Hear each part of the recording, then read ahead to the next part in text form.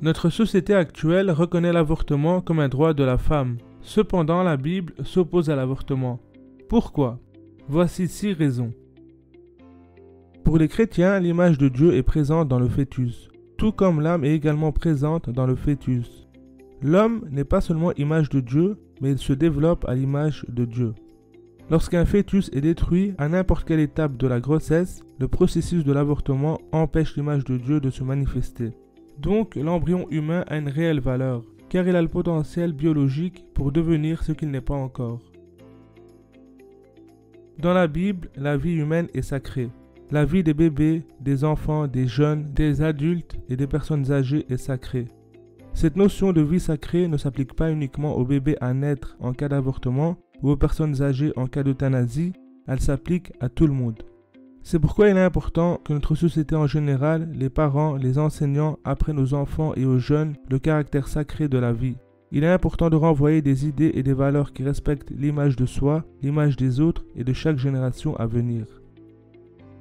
L'avortement est la seule opération qui vise à tuer un patient. Lorsqu'un médecin soigne une femme enceinte, il soigne 2 patients, la mère et le bébé. D'où la nécessité de toutes les échographies et préoccupations concernant le bébé. Qu'est-ce qu'un meurtre? Il se définit par 4 éléments caractéristiques. Une personne est tuée, le meurtre est intentionnel, une personne innocente est la victime et l'acte découle d'un motif mauvais ou illégal. Ces 4 éléments sont présents ensemble dans un avortement, sauf dans les cas critiques où le 4e élément est absent, puisque l'avortement est autorisé dans notre société occidentale. Certaines femmes avortent pour les raisons suivantes. Elles n'entrevoient pas la possibilité d'élever un enfant, pour des raisons économiques ou simplement parce qu'elles sont célibataires.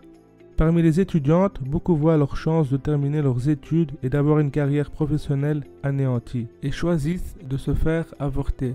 D'autres évoquent des situations familiales et personnelles dont ils ne voient aucune issue. Pourtant, si Dieu a permis la création d'une vie, qu'elle soit désirée ou non, nous devons la considérer comme une vie souverainement créée par Dieu, et nous ne pouvons donc pas la supprimer. De plus, Dieu n'abandonne personne, il est avec chaque femme et soutient celles qui font face à de graves difficultés. Dans tout avortement, il y a 2 victimes, la vie physique du bébé et les conséquences physiques, psychologiques et spirituelles de la femme.